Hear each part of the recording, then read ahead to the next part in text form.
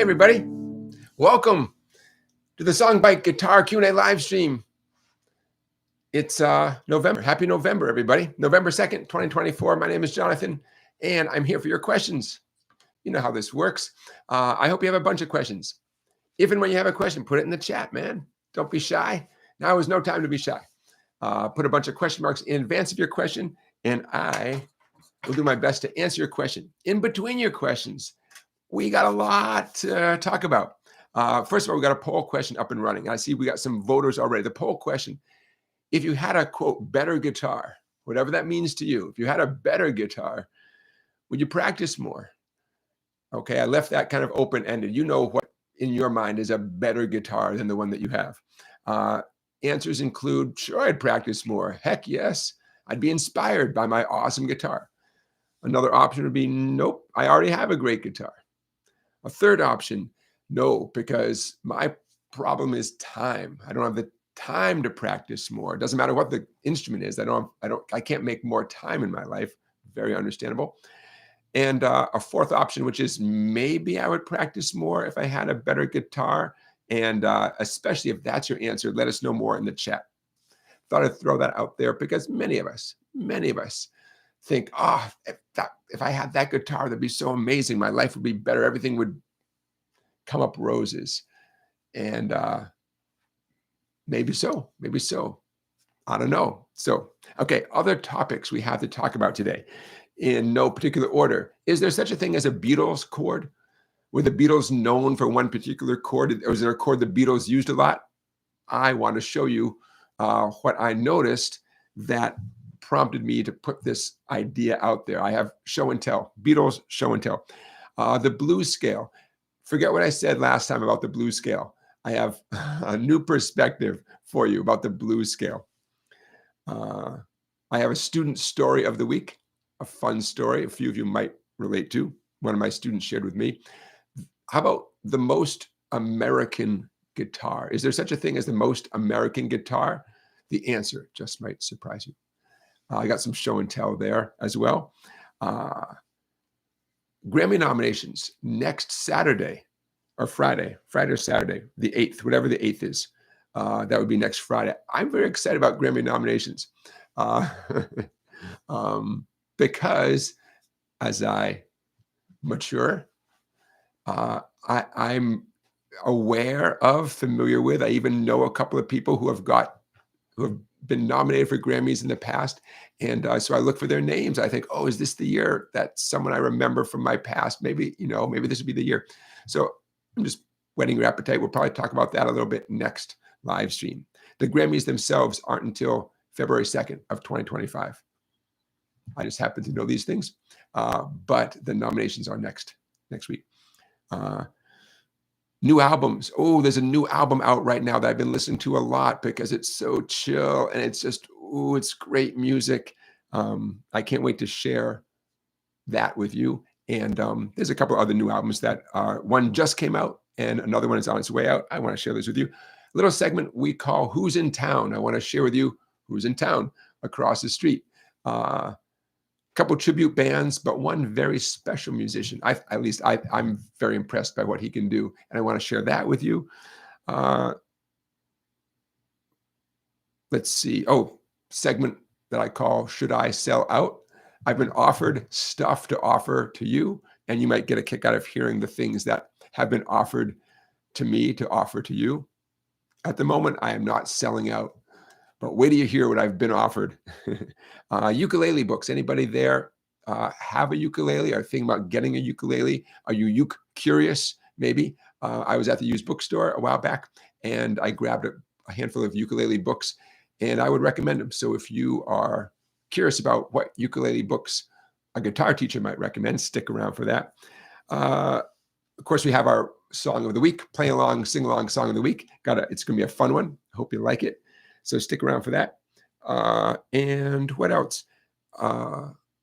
In the description of this video will be a whole bunch of links to videos that reflect some of the coolest musicians on YouTube, including some of the things I just teased at, and also some of the recent Rock and Roll Hall of Fame inductees I mentioned last time. I thought this time I'd share some video links so you can educate yourself the way I educated myself about some of the most recent Rock and Roll Hall of Fame inductees. A very interesting mix of people. If you scratch the surface, there's a few people that get the headlines, like Peter Frampton was inducted. That's great. Cher, Kool and the Gang, great. You scratch the surface, and there's a few super cool people who I want to give them a little shout out as well. So I think that's what we're going to cover today if we have time. Beginner Guitar Lessons is our moderator. Beginner Guitar Lessons is the blue name in the chat with a wrench, helping us all keep things musical here. My wife is around there somewhere. She might pop into the chat as one of our moderators. Hi to my mom. My mom might be watching right now. She watches every episode, so hi, Mom. Okay, Bruce says it's 32 degrees, around 90 degrees Fahrenheit in Sydney, Australia, and it's a hot. That sounds great. We're having beautiful weather here in Connecticut. Hey, there's Music Fan 1004, also known as the moderator I married. You can only marry one moderator. That's how it goes. Okay, we have a question. Bruce says, Jonathan, Jonathan, Bruce says, your singing is so much more confident and awesome these days. From your early videos years ago, how did you improve your singing so much? Who, me? Me? Well, thanks, Bruce. I did not see that question coming. I can tell you that in the past, when I made videos, I don't want the singing to distract from whatever I'm trying to teach, right? So it's very possible that you've seen earlier videos where I'm kind of, speaking the words or lightly singing the words. My excuse is that I don't want people to feel one way or the other about the video just based on my singing ability. So I kind of toned down the singing. I didn't try 100% because I want the emphasis to be on the guitar playing, and hopefully up to now it worked just fine. I don't remember any specific comments where people were distracted from the content of the video because of how they felt about my voice one way or the other. Another thing is, since you asked, I have a 25-minute commute to work every day. I've been singing my heart out on the way to work. I'm that guy with his mouth open, but there's no one else in the truck, just some guy with his mouth yapping away. I'm that guy. Some of you might remember me mentioning this before. If you go to Spotify, for example, you can find tons of singing exercises that have been posted by smart people, educated, trained singers. And so I just made a little Spotify playlist of a whole bunch of those. You can do it by your voice type, female, alto, male, baritone, whatever. And then I just sing my heart out as I drive to work. So 20 minutes a day, give or take. I do a few different ones to keep things interesting. And I don't know. I love to sing. I love it. But I have a long way to go, but I love singing. So I encourage you to consider that if you, this stuff is free, folks, right? And I know for a fact there are plenty of these vocal things on YouTube as well. Why not? Privacy of your own home, crank it up nice and loud, sing along. There's nothing like taking an actual lesson from a teacher, right? If you're really serious about singing, that's really what we all should do, right? But there's plenty of these exercises and stuff out there. So there you go. And Bruce, I appreciate your kind words. Bruce just saw Tom York in concert with Radiohead. Yeah, fun. I see you talking about some pedals, right? Excellent. Hi, Skippy. I'm going to say a few hellos. Matt Delahunt. Hello, Matt. Hello, Scott. Hello. Hi, Skippy. Bruce. Who else? I see a few other names in the chat. Hope you guys are all doing well. Let's get right to it. Let's talk about the most American guitar. And there's more to this story. So stand by. The most American guitar. You ready? Of course you are. Hold on. Don't want that one. Nope. This was brought to my attention because of, here we go here. because of I'm a Bob Dylan fan, as some of you might remember, because I mention it now and then. Someone posted a very cool video from the 70s of Bob Dylan live in concert. And that's what I'm looking for right there. There we go. And they said, hey, here's a video of Bob Dylan playing slide guitar. And I said, what? I did not know such a thing existed. Most of us don't think of Bob Dylan as a slide guitar player. Okay, see that right there? Hopefully you can see that on your end. The most American guitar. If your screen went black for a second, fear not, fear not. Here comes the most American guitar. See how this national brand Glenwood guitar is shaped like the continental US? Wacky. So the video, and I will post a link in the description of this video, is Bob Dylan not only playing that guitar, or the same model, same color, but playing slide guitar on the song Shelter from the Storm, like a rock and roll electric guitar version of Shelter from the Storm as part of the Rolling Thunder tour, if you're familiar with Bob Dylan's tour history. And there he is banging out some nice slide guitar on that style of instrument. And I thought, wow. So a couple of things are going on here. We got, first of all, Bob Dylan playing slide guitar in concert, not something he has done much. I mean, this is the first I'd heard of it. And what a wild guitar, right? The National Guitar Company. I don't know too much about the history of National Guitars, but the name has been around a long time. And to me, they're synonymous with resonator guitars, what some people call dobros. They definitely have plenty of national guitars in that style, but clearly they went rogue with this style here. And I'll leave it to you guys to do research if you're curious about the history and the designs and inventory of national guitars. But there you go, the National Glenwood model guitar. Looks like it's got a nice Bigsby tremolo arm on there, whammy bar, couple of humbucker pickups. And there you go. So in the description to this video, I will put a link to Bob Dylan playing that model. There we go. Live in concert. There you go. Is it the most American guitar ever? Well, show me one that's more American than a guitar that's shaped like the US. Pretty cool. There you go. Rock Lobster says, holy knobs. Yeah, there's a lot going on with that guitar, right? There's a lot going on. Why not, man? It was the 70s, right? Why not? Scott Rhodes is reconfiguring his pedal boards today. Now you outgrew your smaller pedal board, and now you have two setups. Nice. My friend Clay just gave me a Boss carrying case / pedal board.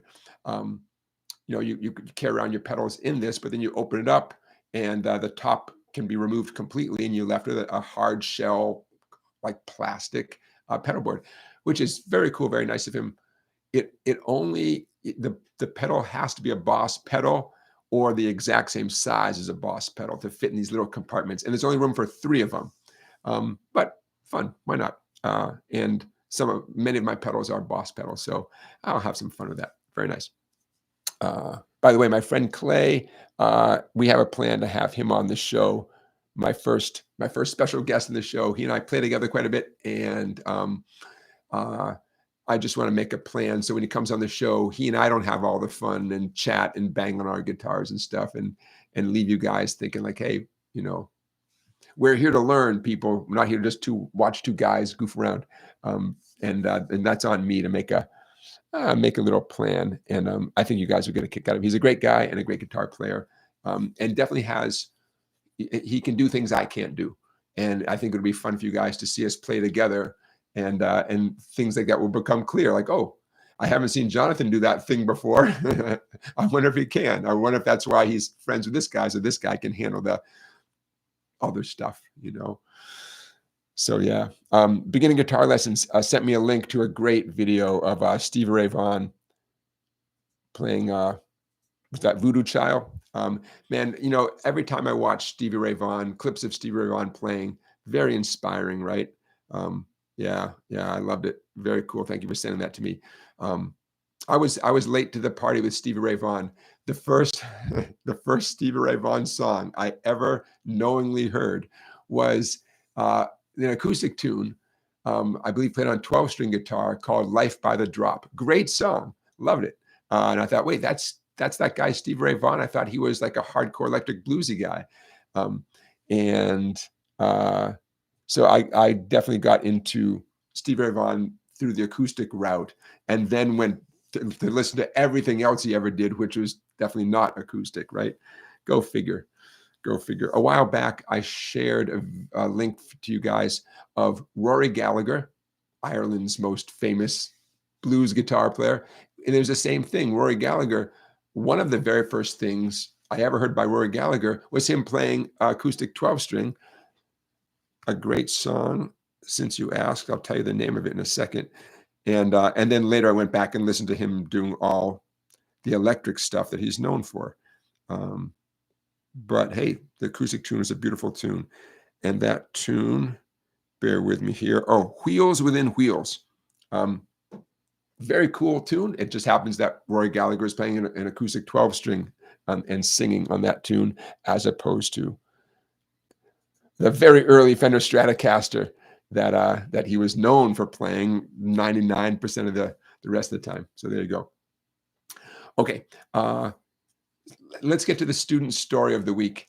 You guys remember, of course you do, that I showed you a little thing either last live stream or maybe the one before. The idea was a pinky workout, right? You grab a chord like a D chord, your pinky's available, right? And you could add in lots of fun notes, add them to the D chord.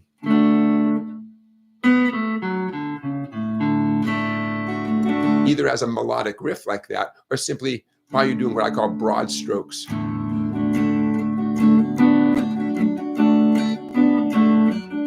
Okay, remember that whole concept? We did this with other chords too. Basically, if your pinky is available, definitely experiment with adding it to the chord. And it's not only is it a good idea, but you're going to recognize some of the famous tunes where the guitar player is doing that. Angie by the Rolling Stones. There's an A minor, but the pinky on the first skinny string, 3rd fret. You know, that might sound to you a lot like the song Angie by the Rolling Stones, because yeah, that's one way to dress up an A minor chord. Okay, so the student story of the week. One of my in-person students was messing around with that concept and linking it together with a bunch of other things that he and I have done. And he said he was practicing it in like a lot, like an hour was going by, more than an hour. And he was just jamming on all these ideas that he's picked up here or there, you know, from different songs, different exercises, like this whole pinky thing. And man, he was playing and playing. He said, you know, I really felt like at that moment, I got to the next level. Like I'd never done that before. Just, I kept getting these ideas that kept playing. And he in the lesson, he showed me what he was doing. I said, yeah, man, that really does sound good. That really does sound like something had happened over the weekend, you know? He said, yeah, man, it felt so great. He said, at least an hour, more than an hour went by. He said, I put the guitar down. I went out to the kitchen and I said to my wife, he said, honey, please be honest with me. I think I'm getting somewhere. I mean, be honest. Did that sound pretty good? Because I mean, it felt so good. Like I'm so happy right now. His wife said, oh, I didn't have my hearing aids in. I'm sorry. It happens. It happens. Oh, well, that's the student story of the week. That's life, man. That's life. Nevertheless, I could objectively hear that, yeah. And it's funny because we're all so different, but some people, that's where they shine, when they're allowed a little bit of freedom and they can put stuff together that works for them, that feels comfortable improvising. Some people, that's their comfort zone, as opposed to, here's a song, here's how it begins, you know, here's the riff you have to do, here's the chord change you have to do. And that for some people, that is, whew, you know, that's not where they shine, you know. But if you give them a little bit of room to express themselves and to improvise, they will surprise me, will surprise you. You know, we're all so different. Other people very much want a plan and structure. You know, how does the song start? How does it end? What's the riff? If I'm gonna improvise, what scale do I use? You know, give me my homework. Got it. You know, that's what I'm going to practice. We're all so different. Nothing wrong. Either way, nothing wrong. It took me a long time. I taught for a long time before I realized that especially a student who wasn't doing great with a specific strum pattern and a specific chord sequence on a specific tempo might totally blossom when you say, hey, man, here's a pentatonic scale. Let's jam for 5 minutes. And the first time it happened, I was thrilled on the student's behalf. And I was kicking myself thinking, man, this it was a high school kid. Said, this kid's been coming to lessons for months and, you know, not making remarkable progress. And good thing I didn't write him off, because he was like it's like I was watching a different person once I set him up to improvise. Holy cow. Made a big impression on me. And ever since then, I learned my lesson. I always tell students, you teach me how to teach you. Does that make sense? Yeah, that's been my story for the last 32 years, my friends. You teach me how to teach you. Okay, don't forget to keep the questions coming in. I'm going to check off a few checks here. Okay. Tomorrow's the day. Going to get an extra hour. I wish you all an extra hour of sleep. We're getting the hour. What you do with it is up to you. If you're not going to sleep an extra hour, then I wish you an extra hour of guitar practice. Either way, at least for most of us in the US, not every state, right? But a lot of the states, tomorrow's the day we change our clocks. We get an extra hour. Not every state in the US does it. I don't know about countries all over the world. I know some countries do it, but they don't all do it tomorrow. I know different countries do it at different times. Who knows, man? Who knows? Okay.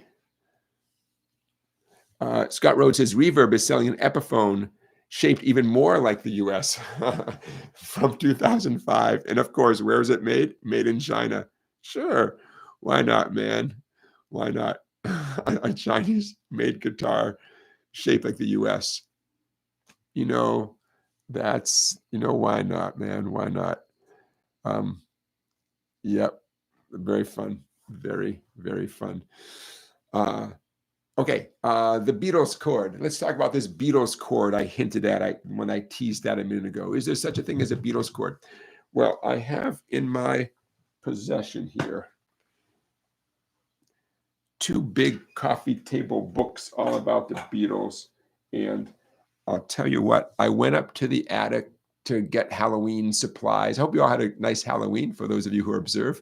Hope you had a nice Halloween. The other night we had surprisingly warm weather. Well, actually, no, it wasn't surprising. It was exactly like all the days before Halloween. Got a little drought going on in Connecticut. It's balmy weather, but we got brush fires happening, and we need rain. I used to joke, and now I'm not joking anymore, because we could use a little rain. I'm up in the attic getting Halloween supplies, and I have so many music books, and a lot of them end up in the attic. And I came across these 2 massive Beatles coffee table books, and I'm looking at the pictures, trying to do something productive before bed instead of playing on my phone. Can't believe it, where those books go. They're around here somewhere. And they're big, thick books of black and white photos of the Beatles and color photos. Mostly it's of them goofing around, but there's photos of the Beatles playing guitars with close-ups, or they're in focus enough that you can actually see what chords they're playing in some of the pictures. Well, you know, I eat that stuff up, and I notice, wait a minute, there's John Lennon playing that chord, you know, in 1964, and then he's playing again in 1966. Wait, now George Harrison's playing that chord. Wait a minute. And I'll show you what the chord is, and then I'll show you some photographic proof. And I'll tell you why it caught my attention. It's a good old D chord. D as in Delta, but with the pinky added on the 4th string, 4th fret.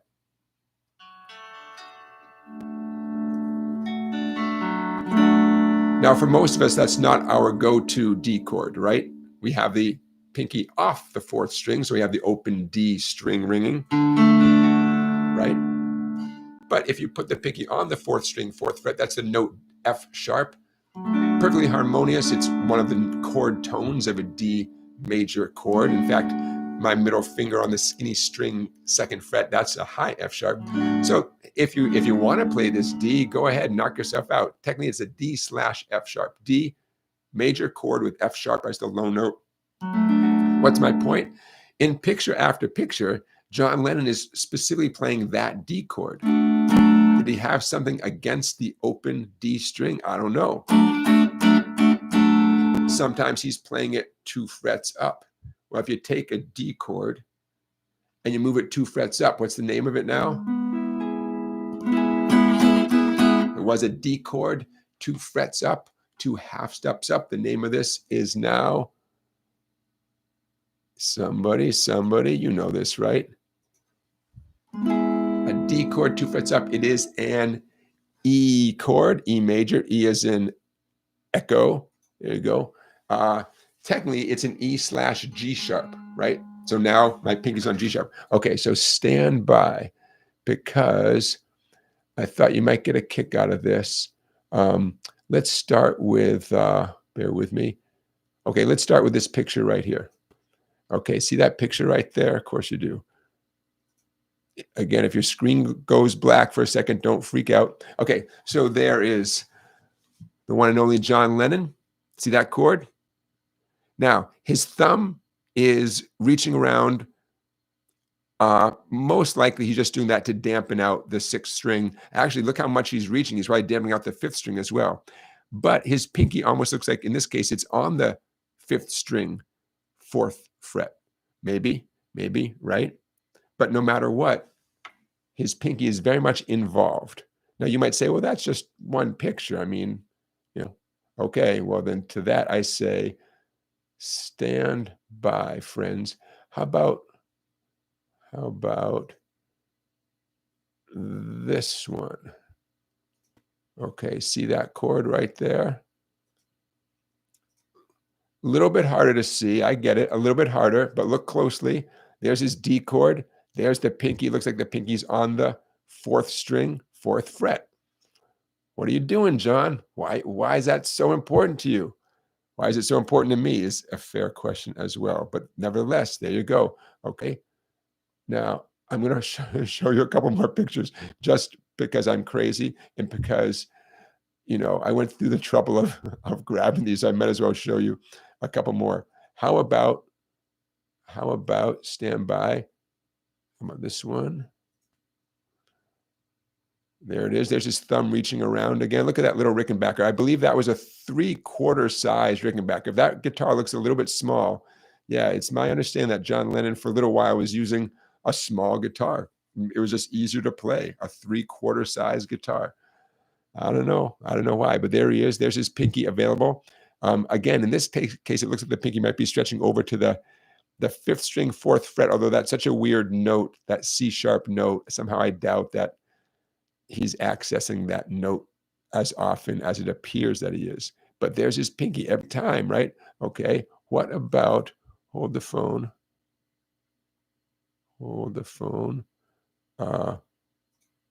Okay, check out this one.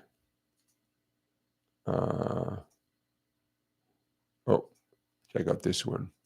Now, this is a little bit harder. There's George, of course. This is a little bit harder to photograph, but you see that? There's George. There's George with his D chord, with his pinky reaching over. There's his thumb reaching around. You know, these necks are relatively skinny necks. For those of you with acoustic guitars who think my thumb can't reach around like that, a little bit of it is you know, they're experienced guitar players at this point, but the necks are a little bit thinner. You know, certainly thinner than your typical acoustic guitar neck. Okay, and don't go anywhere. All right, check out one more, and then there's going to be a bonus, okay? I believe this is the one I want. Is that the one? Yeah. Okay, check that out. George and John. doing the same chord. There they are, up 2 frets. Remember I said you go up 2 frets. What was a D major over F sharp, D slash F sharp. Now it's an E slash G sharp, right? See how that, look at them. For years now, I've told my students, hey, if someone in the band is doing the chord one way, you really should do it another way too. So you complement each other rather than simply doubling, what they're doing, mimicking their sound. Well, there's John and George playing the exact same voicing of the exact same chord, exact same fingers, exact same thumbs reaching around. So what do I know? If it was good enough for the Beatles. I actually came across a bunch of pictures of George and John playing what appear to be the exact same chords and the exact same fingering and everything. The reason I say appear to be is what we're talking about is their fretting hand, right? It could be that they're both grabbing, say, a certain bar chord, but one of them is emphasizing certain strings, the other is emphasizing other strings. So I don't want to say that they're necessarily doing the exact same thing. But there you go. Now, little bonus. Let me make sure I know what I'm talking about here. Take a good look at that picture, okay? Because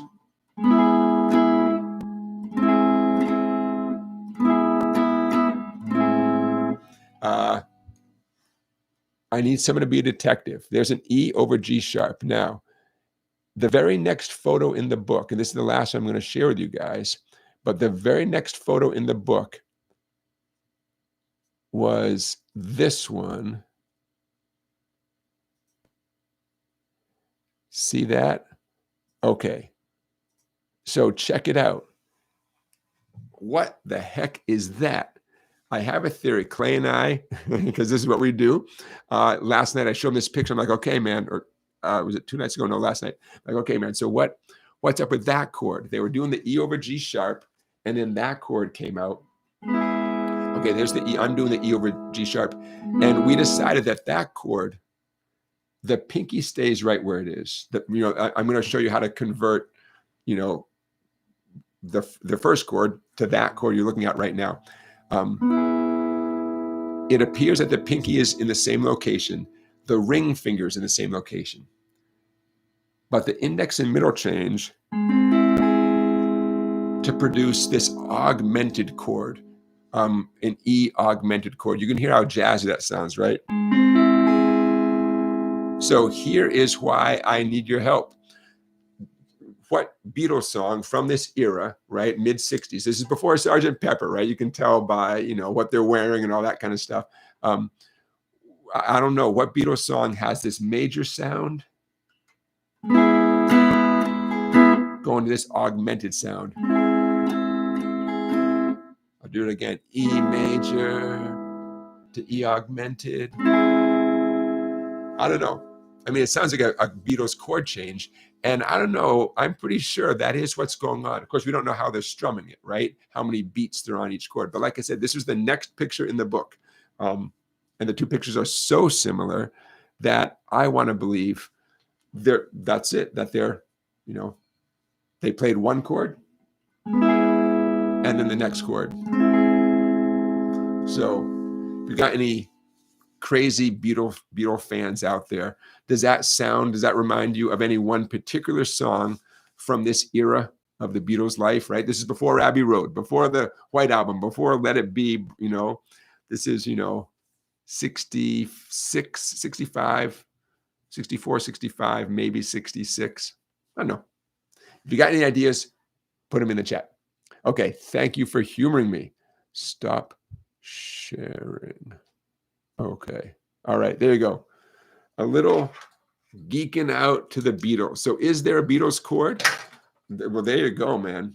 And those are just based on photos I found in these books that weren't even guitar books, right? But I don't know, seeing John play that chord just that many times, and then there's George doing it, moving up the neck. And the reason I find it remarkable is that, as you all know, the regular 3-finger D chord is perfectly acceptable. There's no pressing reason to add the pinky, right? Not song after song after song, not every time you do a D chord, maybe there's certain moments, right? But clearly it was a grip that John is very comfortable with and possibly, relied on. Like, did it more often than not when he could have just played regular D. So in case you ever wondered what gets a guitar teacher's attention, wonder no more. Wonder no more. So yeah. Now, beginning guitar lessons is mentioned the Hard Day's Night. I mean, Hard Day's Night, there's two things. There's the opening chord, the very first sound you hear on Hard Day's Night, right? It's this big orchestral crazy sound that people argue over and they fight over. I made the mistake once of saying the first, Hard Day's Night, it's been a hard day's night, and saying, oh, that Hard Day's Night starts on this 4-finger G chord, and it does. What I didn't realize was how passionate people are about the true first chord, the first sound you hear on Hard Day's Night. And oh man, I was relatively new to YouTube, could not believe the passion that was ignited. I meant when the Beatles start singing, it's been a hard day's night. So when I said the first chord, I meant the first actual chord you're going to strum if you're going to sing the song, you and me, not what you hear on the record. Oh my God, people freaked out. They freaked out. But the Beatles did use that 4-finger G, quite a bit. So that I would call that a Beatles chord. Sometimes when I teach it to students, I say, it's a 4-finger G. There's no fancy musical name for it, but a Beatles fan might call it, oh, it's a Beatles G, Hard Day's Night. And I believe the song essentially goes G, C, G, but instead of doing a conventional C chord, G, they drop those 2 fingers down, and it's a C add 9 chord. Days, night, G, C add 9, back to G. It's been a hard day's night. Very subtle change unless you're listening for it, right? And when you do that C add 9 chord, you do not include the 6th string.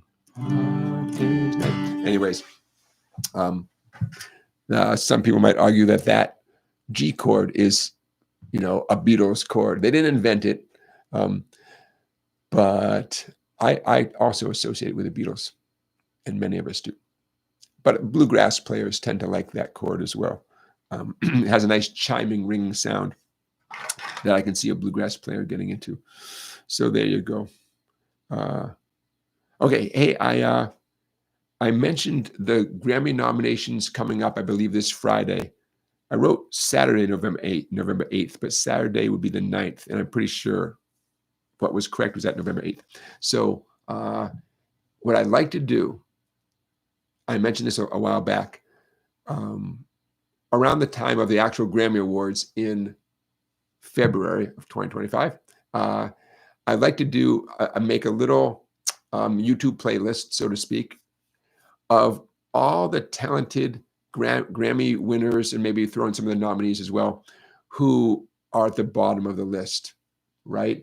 The bluegrass, the reggae, the jazz, the people who are so talented, winners and nominees alike, who just don't get the attention of the people at the top of the list, right? Pop, rock, pop, So I would love to watch a concert by the people down towards the bottom of the list, right?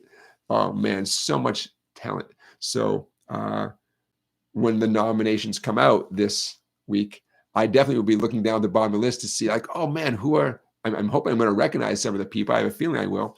And just imagining a concert featuring those people, and what an amazing, rich, huge variety of music that would be if every name, even just the winners, not even including all the nominations, but just the winners in those categories, there's a show where each one got up and did one song.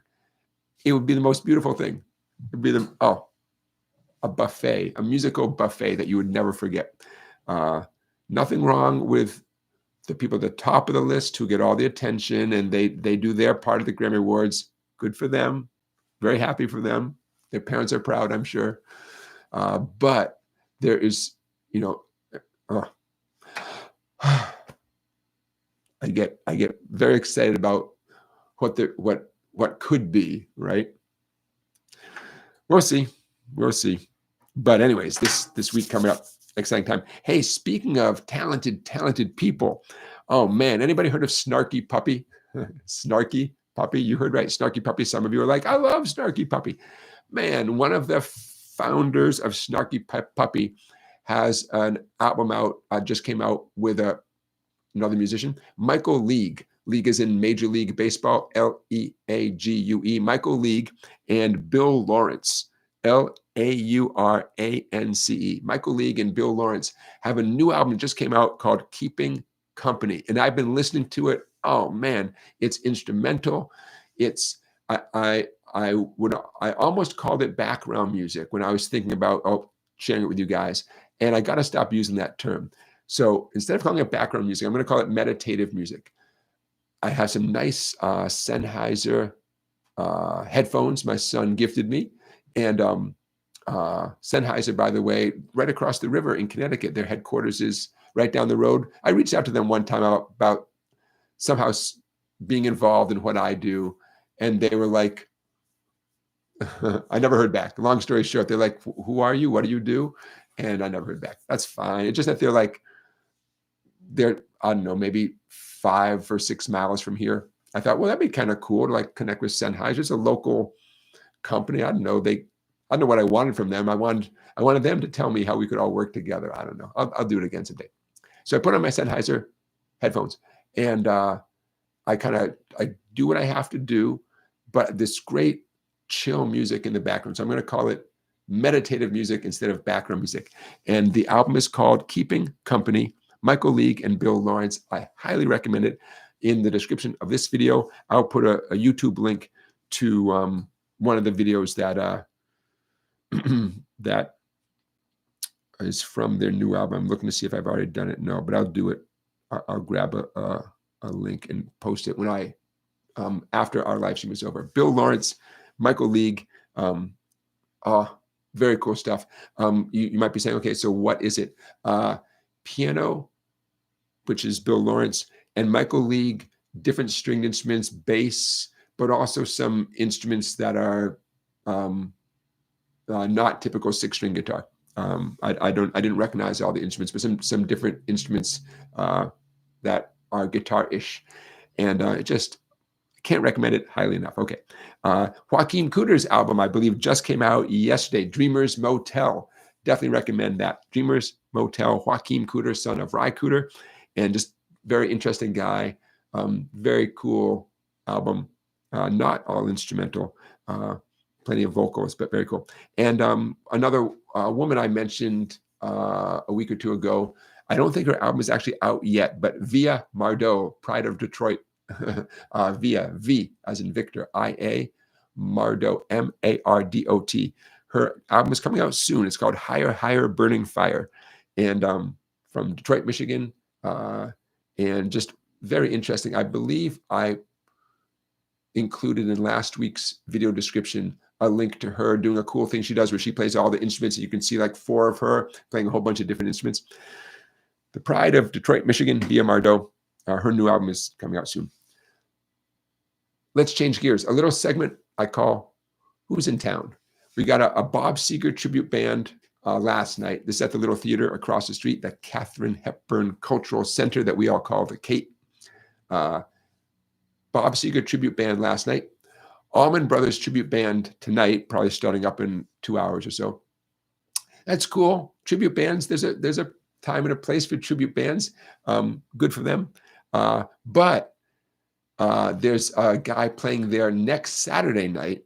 And I'm mentioning it now just in case some of you are in the Connecticut area and you want to hear a very cool performer. His name is Arthur. I want to make sure I pronounce this right. Arthur Migliazza, and boogie woogie piano. So cool. Nobody doesn't like boogie woogie piano. And Arthur Migliazza, M as in Michael, I-G-L-I-A-Z-Z-A, Migliazza. The video, YouTube video that I'm including in the description of this video is him playing St. Louis blues, and he talks about how he learned it from his mentor and how his mentor learned it from the guy who wrote it. And I love hearing a little history, a little background, and of course, fantastic piano playing. So next Saturday night, that's who's in town. Arthur Migliazza, boogie woogie piano, very cool stuff. So there you go. That's who's in town. In the description of this video after the live stream, I'm going to post links to three people involved in the who were recently inducted into the Rock and Roll Hall of Fame. Big Mama Thornton, a cool video of her performing the song Ball and Chain in 1970 with Buddy Guy on guitar. I know we have some Buddy Guy fans out there. Who isn't a Buddy Guy fan? Very cool video clip. I think you'll like it. For the record, when I was prepping for the show today, I was getting all the audio really in one ear and not the other. So if you have the same experience, that's just how the audio is on that particular video. But Big Mama Thornton inducted into the Rock and Roll Hall of Fame just recently. Let's all give her a shout out. Also inducted the MC5, also from 1970, same as the Big Mama Thornton Ball and Chain video. In 1970, I'm sharing a clip of the MC5 doing Ramblin' Rose and Kick Out the Jams. And it's worth watching for lots of reasons, not the least of which is a cool dance move that Wayne Kramer does about 1 minute into the video. You got to see it. But like, ooh, I want to learn that move just to learn a dance move. I don't know when I'll use it. I'll use it to surprise my wife. But anyways, about a minute in, there's a little teaser for you. Wayne Kramer and the MC5 just inducted into the Rock and Roll Hall of Fame. And last but not least, Norman Whitfield. Bear with me for a second. Norman Whitfield was just inducted into the Rock and Roll Hall of Fame. Norman Whitfield was very involved in Motown Records, co-wrote a lot of famous songs, produced a lot of famous songs. In the description of this video, I'll include a link to a YouTube video. It's kind of a history of Motown segment that focuses specifically on Norman Whitfield and his contributions. It's a very cool video. And check this out. In case the name Norman Whitfield rings a bell, this might be why. Let's see if I can make this happen smooth and easy. Again, I'm going to share the screen with this list, and if it goes black for a minute, worry not. But hopefully you guys are seeing what I'm seeing right now. Okay, there we go. So, list of songs written by Norman Whitfield. He co-wrote a lot of songs with Barrett Strong, and you'll see that. This is just obviously a Wikipedia page. I'm going to scroll down. You guys see this okay? Ain't Too Proud to Beg. Look at that. I Know I'm Losing You by the Temptations.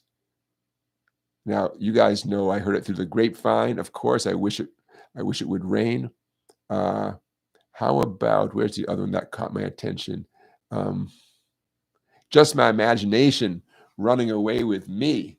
Yeah, there you go. So the name Norman Whitfield should ring a bell. Papa Was a Rolling Stone. These are all songs that he wrote or co-wrote. Car Wash by Rose Royce. There you go, Car Wash. Okay, so also, I'm going to shut this down now, also inducted into the Rock and Roll Hall of Fame. There you go. All right, time to wet my whistle. We are not sponsored by Rogers Orchards, Southington, Connecticut. Ingredients, apples. I like that. I'm a fan of cider. 100% all natural, pure sweet cider from Rogers Orchards. Very nice. Okay, back to the chat. I see Bob's question. Bob, thank you for being patient while I talk. Excellent, excellent question. Bob says, is it me, or with some songs, when I'm strumming along, it seems like the rhythm changes for a beat or bar or two and then resumes? Is it me, or the algorithm, or the music, or what? Probably me. No, not at all. You're absolutely right. Songs, despite the fact that songs are almost always nice and steady, and you can tap your foot to them, and songs don't magically speed up or slow down most of the time, right? Your strumming, can vary quite a bit, right? Different feelings, different grooves. So you're not crazy. Teachers, including me, especially me, very much want to say to you, this is how the song goes. Just keep doing this for the whole song, and life is good. And sometimes that's true. Sometimes, but sometimes that's a way to get through a song, despite the fact that the guitar player is not just doing one rhythmic strum over and over and over again for the whole song. And the classic, and this will set up our play along tonight. The classic, I'm going to do this on a D chord. The down, down, up, down.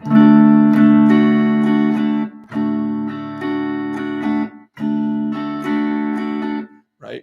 That's one of those strums that I'm sure I taught myself. I've seen many students come to their first lesson and they say, well, this is what I can do. And they've taught themselves that strum, down, down, up, down, right? So a teacher, including me, will often say, hey, do that strum and then change chords and you've got the song. And there's some truth to that, especially if you sit around the campfire, right? You've got it. But yeah, you're 100% right, Bob. Even if the guitarist is relying on that strum for parts of the song, they might change. Watch this.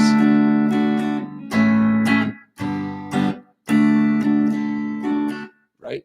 Something changed in there. So whether it's you or you and your teacher or some joker on YouTube who's saying, here's how the song goes, it's really all of our responsibility to take it to the next level. And instead of just phoning it in with something that is basically appropriate, it's good to learn what really happens.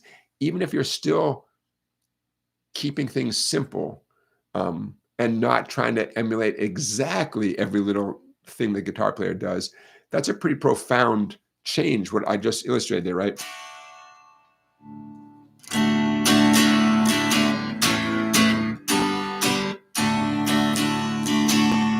So it's extremely likely that something like that will be necessary, mandatory, to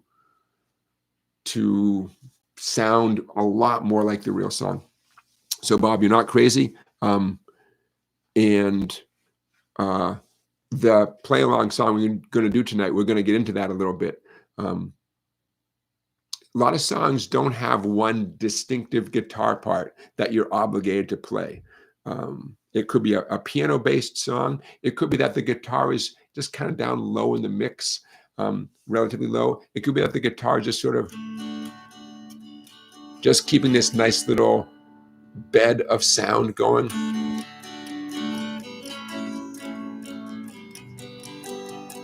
And you can sort of feel it more than you hear it. And the question is, well, then how do you play the song? What do you do?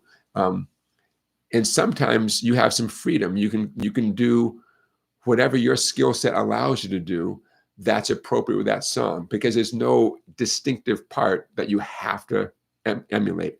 But how would you know that, right? That's why it's helpful to work with a teacher. So a teacher can say, do this for this song, do this for another song, do this for this song until you have it mastered, and then we can step back and make it a little more authentic. I'll tell you why that is a valuable approach. For most of us, it's the chords and the chord changing that is holding us back from sounding like the real song. It's not that our strumming, it's not that we don't know what to do with the strumming. Even if you knew exactly what to do with the strumming, you might have a hard time getting to the F chord, getting to the B minor chord, or whatever the case might be, right? Or simply, remembering the chord sequence. If your eyes are on the paper, you might not feel confident, or the computer screen, your left hand might not feel confident grabbing the chord without looking at it, right?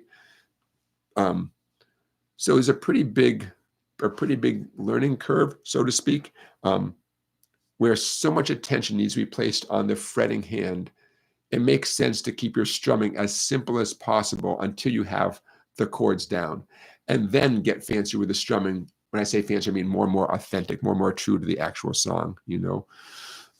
So Bob, stay tuned, because in a minute we'll do our play along, and you'll see how I'll address that, you know.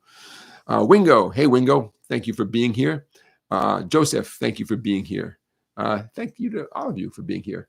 I'm aware you have other options on a Saturday, or for some of you, this is very, very early on a Sunday, possibly, or getting towards the end of Saturday. So thank you for being here, you guys. I appreciate it.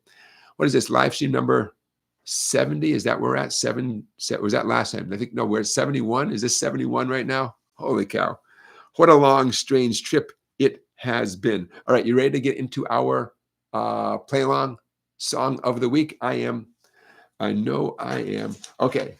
A song made famous by the Searchers. Who knows the Searchers? We are going to do a version of the song as recorded by Jackie Deshannon. Who knows Jackie Deshannon? What a voice. The song called When You Walk in the Room. I'm going to shift things here.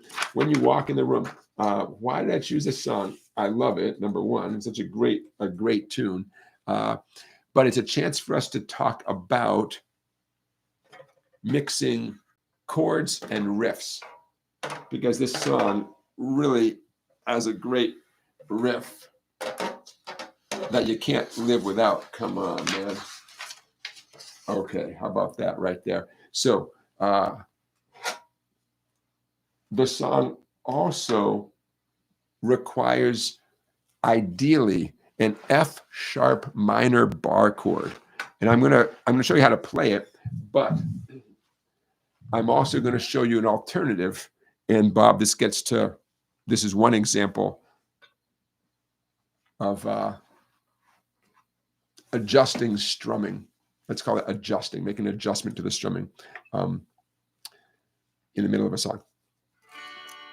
Okay, so When You Walk in the Room, some of you might remember the riff, if nothing else.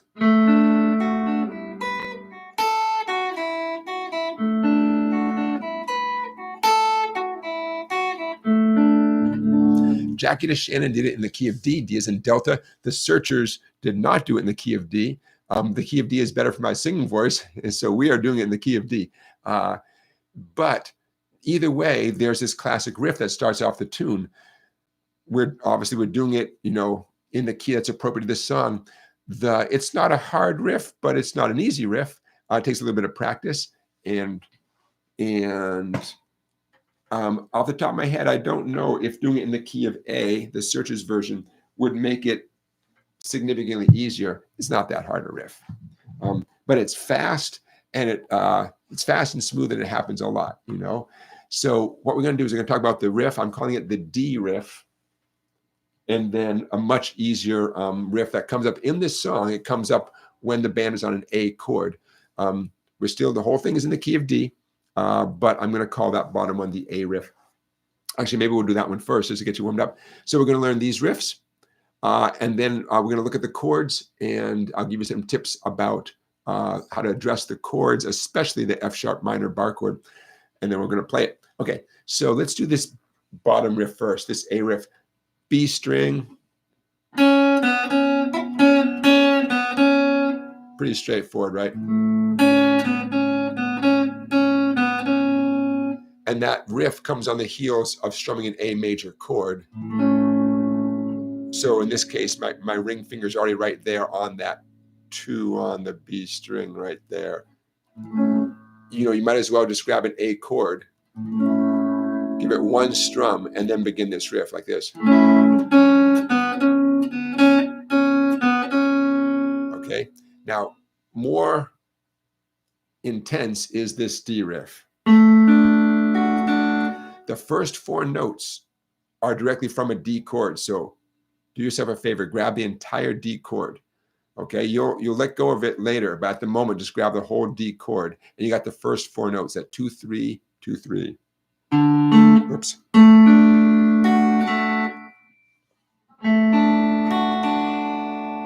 Okay, now check it out. See that 0?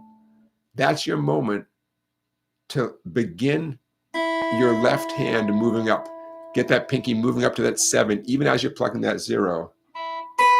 Where are we here? Okay, it's nice when you see a 0, think, oh, 0, that's so easy. I'm going to relax and just play the 0. Just the opposite. Your left hand has to be in motion, right? I call that being in motion. So, because you have very little time to get your pinky up to that 7. Once you get that pinky up to 7, you have to hustle back index finger 2 for that 2-5 you see, and then put it all together slowly.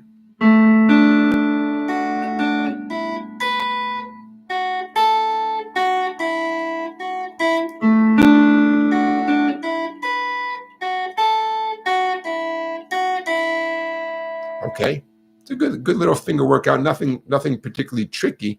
For a lot of us, it just takes a bit of practice to get smooth and comfortable with it.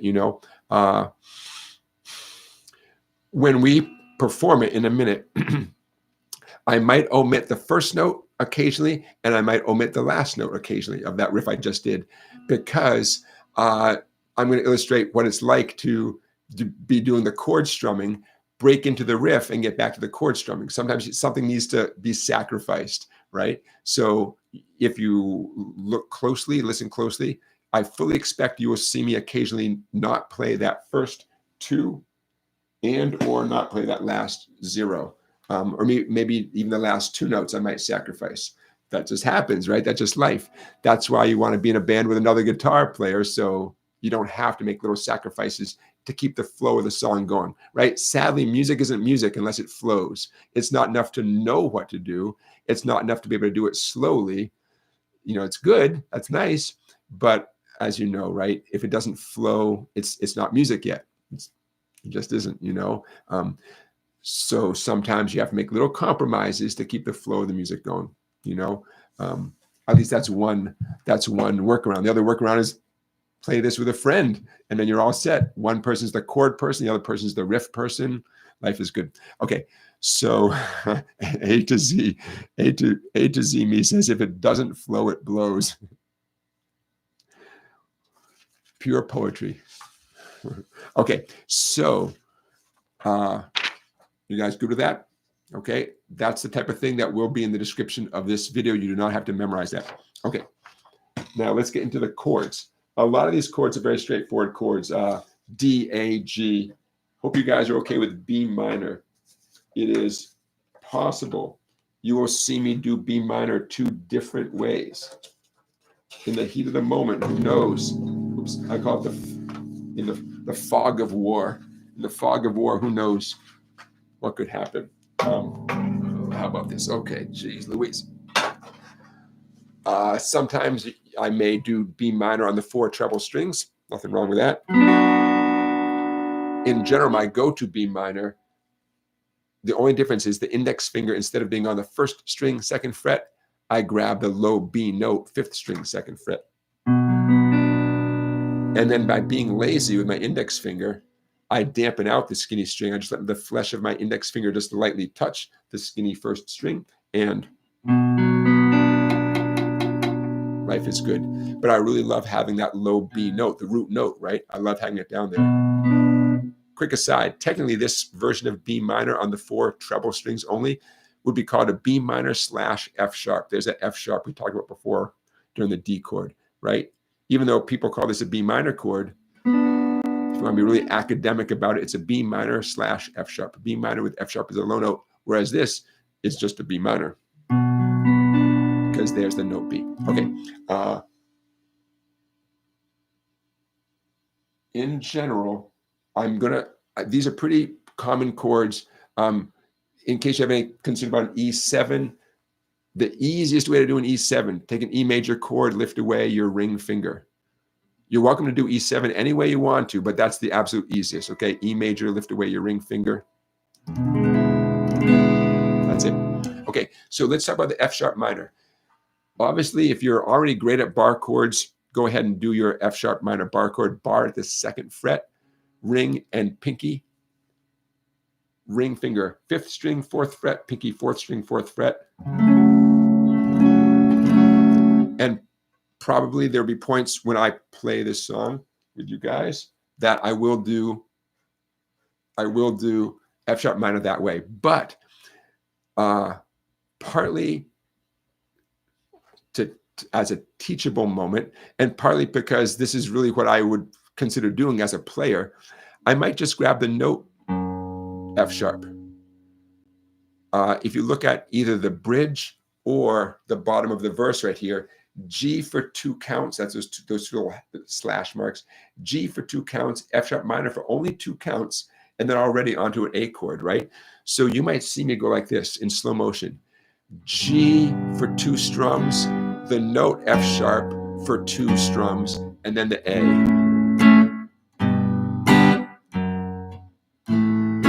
G, F sharp, F sharp.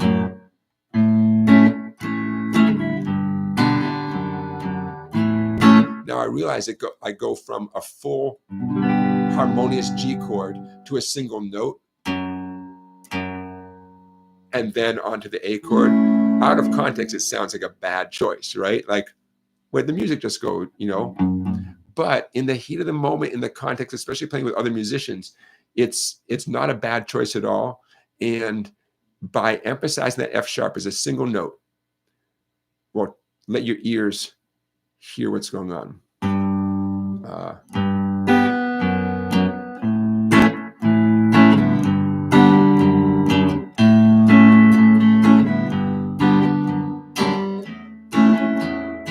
Hear how it becomes part of there's a context.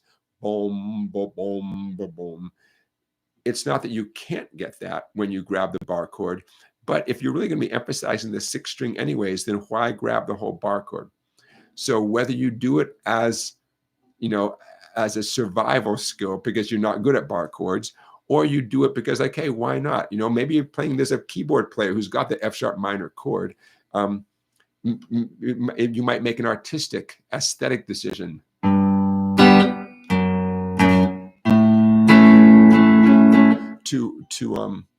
to do that instead of the F sharp minor. Okay, either way is okay with me. It's possible you'll see me do both of those things.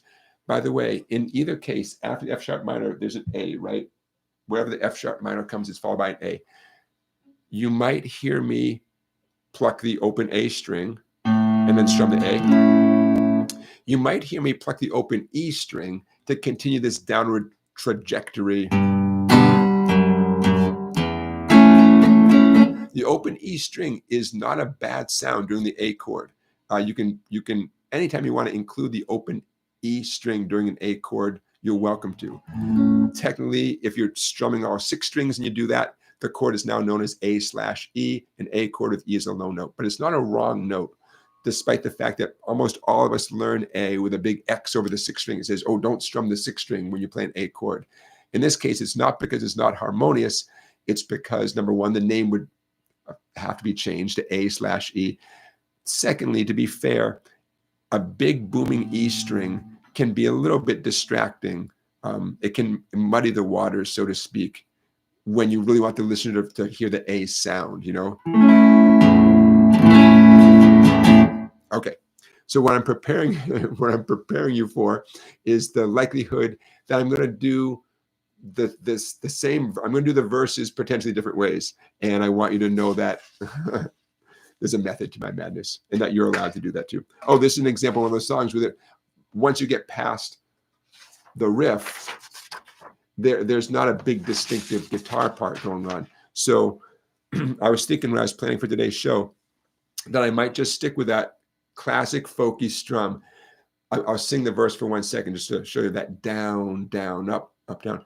I can feel a new expression on my face, down, up, up, down. Not because that's what you hear on the song, but it fits with the song. Some of you, that's your go-to strum, and it's okay with the song. You totally have the green light from me to do it. but some of you might want to do something else. Totally fine. But especially sitting around the campfire, that's going to work.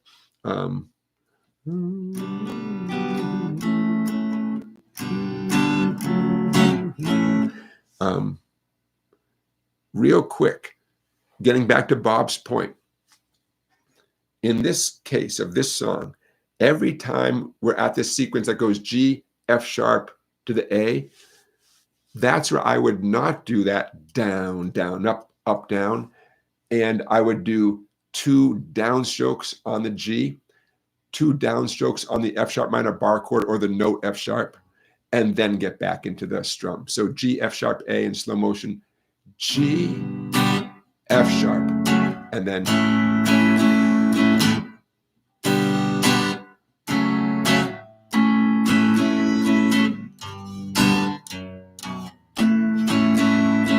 yeah. And of course, all this makes more sense as when you hear the song, right? It all makes more sense. Okay. Now let's get this music to where you can see it. I might scooch. Something's got to give. Okay. The D riff kicks off the song, and then the D chord comes strumming on in. When it changes to the A chord, I'm really going to give the A chord 1 strum, and then I'm going to go right into that A riff. 2, 0, 2, 0, 2, 2, 0, 2. You can do the riff with me, but you can also just keep strumming the A chord. I don't know. That's I could keep talking and talking, but I shall not. Let's do it. As usual, we're going to take it slowly. It's killing me that I can't get out of the way of this thing right here. Okay. Let's do it.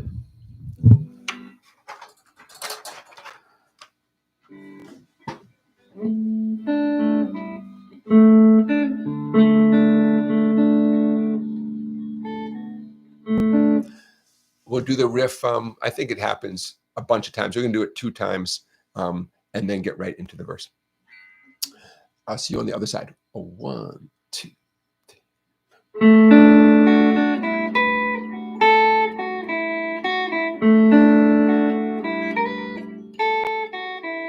I can feel a new expression on my face. I can feel a glowing sensation taking place. I can hear the guitars playing lovely tune every time that you walk in the room.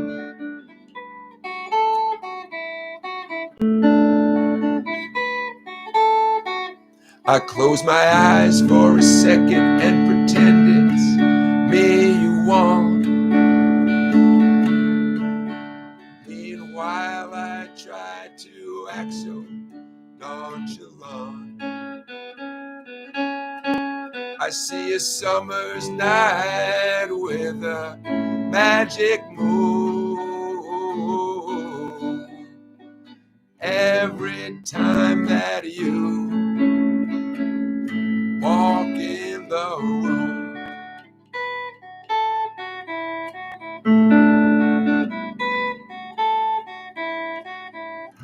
Maybe it's a dream come true, walking right alongside of you. Wish I could tell you how much I care, but I only have the nerve to stare. I can feel something pounding in my brain. Just any time that someone speaks your name. Trumpet sound I hear, thunder boom. Every time that you walk in the room. time that you walk in the room, every time that you walk in the room.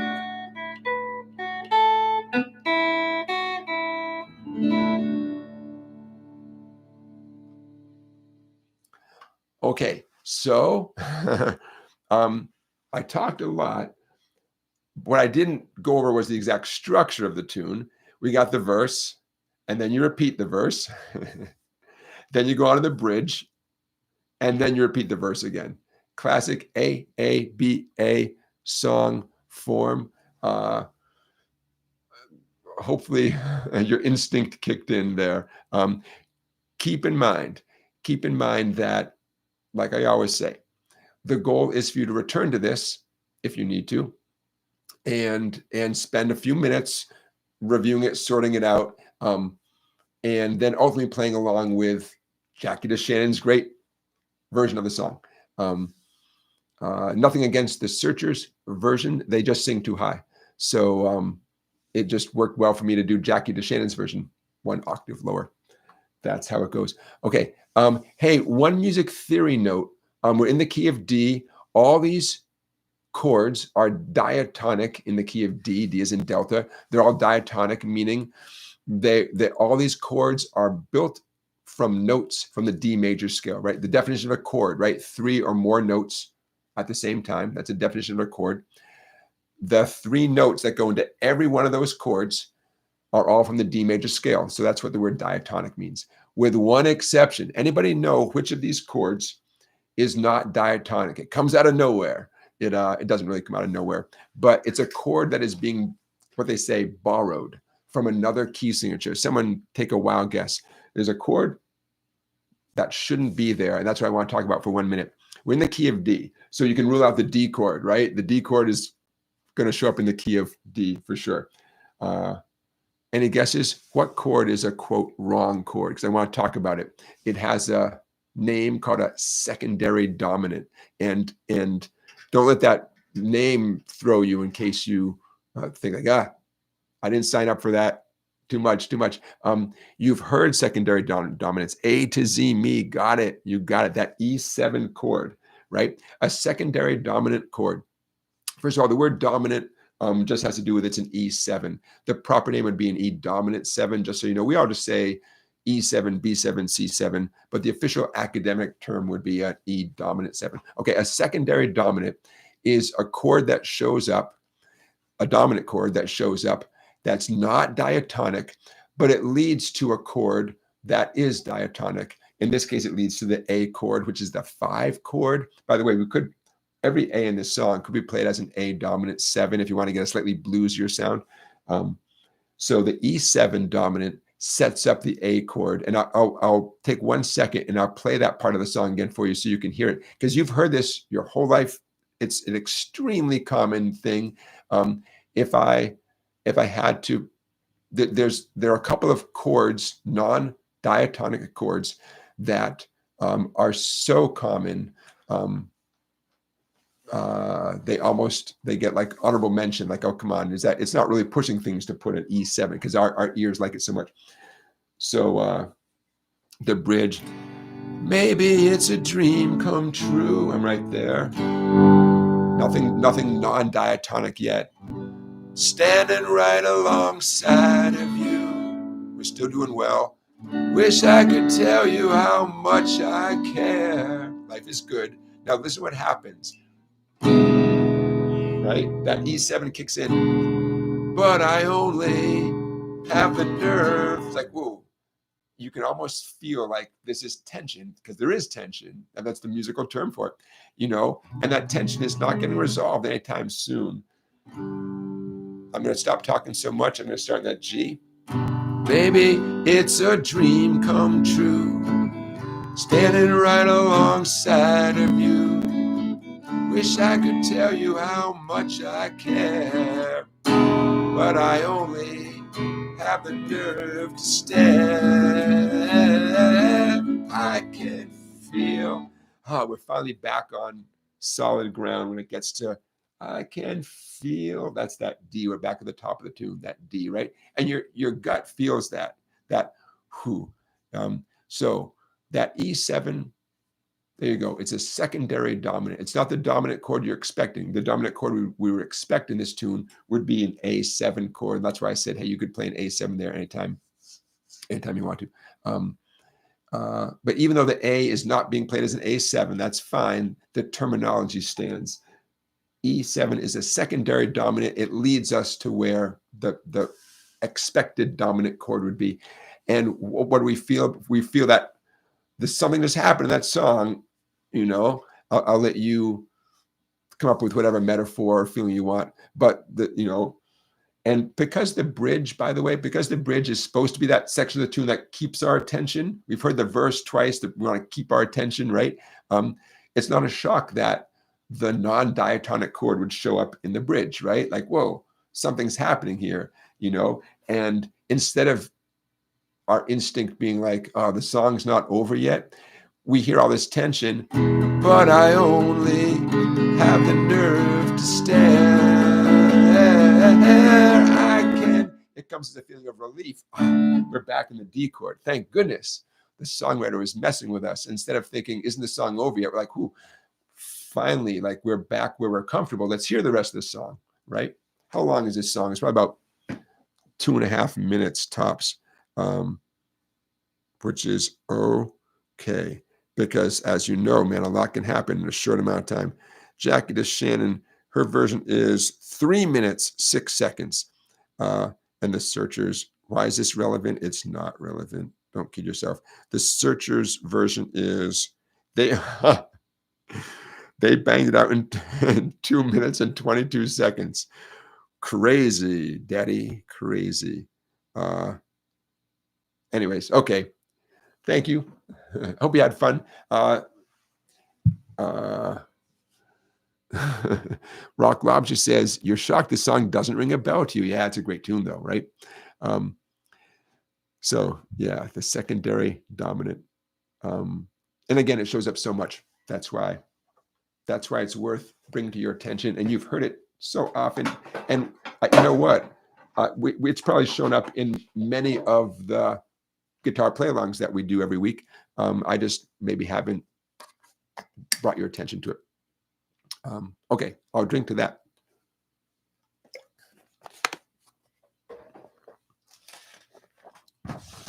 Okie doke. Now, don't go anywhere. We're not done by a long shot, but I'm going to check the chat. If you got a question, put it in the chat. Put a few question marks in advance.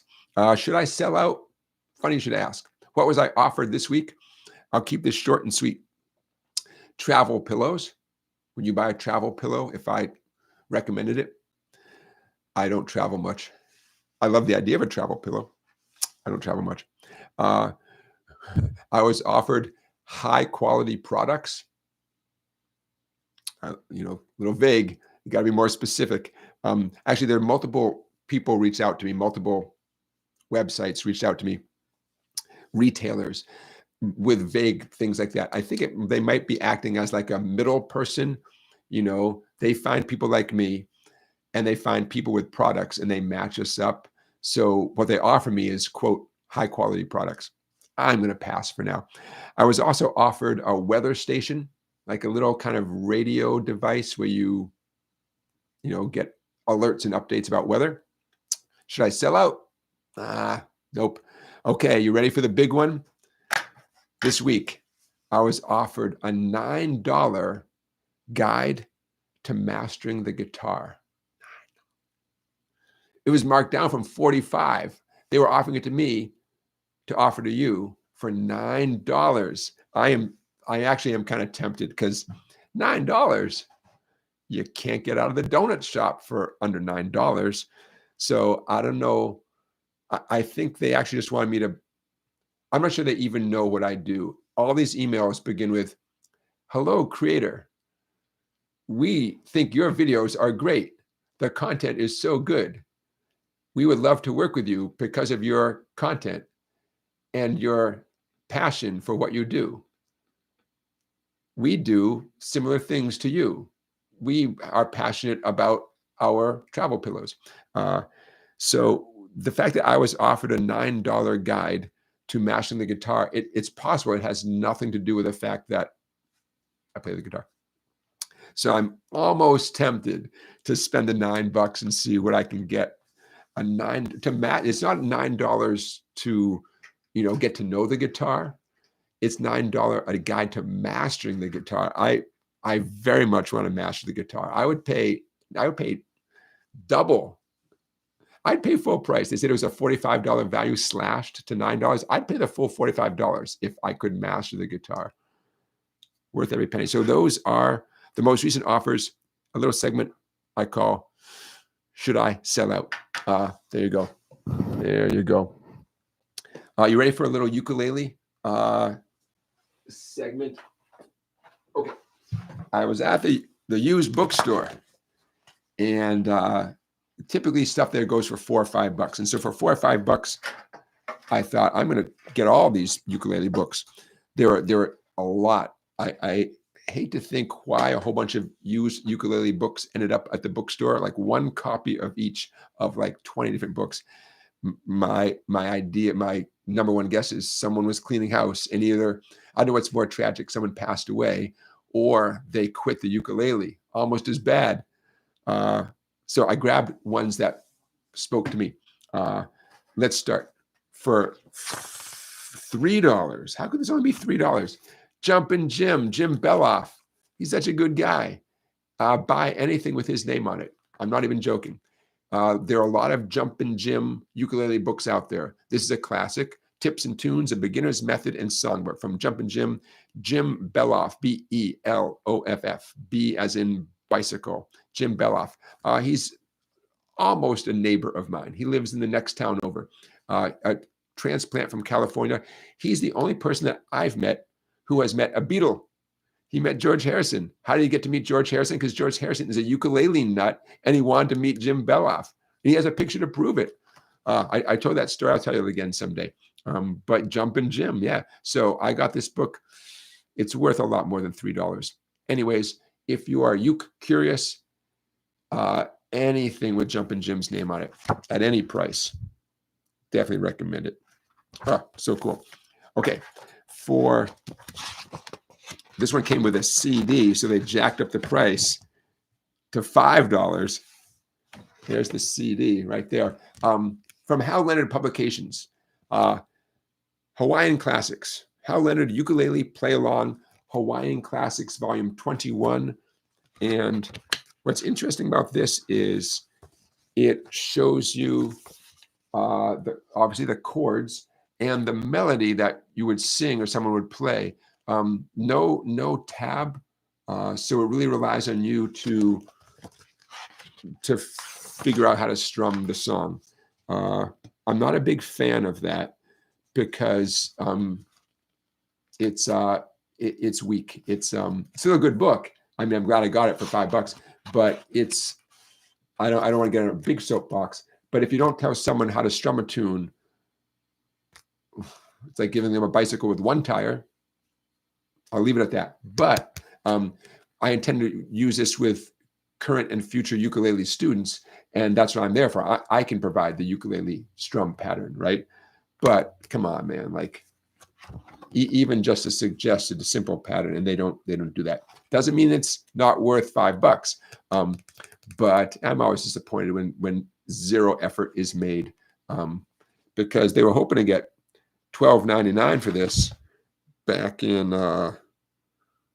whenever they published it. I don't know. Okay, moving on. We got one more.